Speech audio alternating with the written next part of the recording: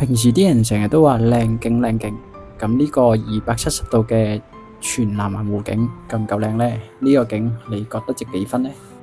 今日要睇呢個呢，就係南環半島，年份呢就係2005年，今年呢就啱啱好20歲。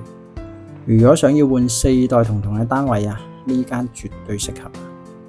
我係一路睇圖則，一路帶你睇呢個單位。成個單位呢就係東南嘅向頭，尺數呢就係3228尺，3+2房啊，咁係一個工人房同埋一個嘅儲物間。3間房呢都非常之大嘅，咁單邊位露台呢就會有2個，一個呢就會係大廳部分呢度，咁最後嗰個呢就會係廚房出邊嘅。咁你而家睇到呢間呢都係房嚟嘅，3間都係非常之大。客廁嘅部分啊，跟住就會到雜物間。咁呢隻傳統嘅豪宅呢，而家業主直降700，1680萬，圍翻嘅尺價呢都係5200蚊一尺嘅啫。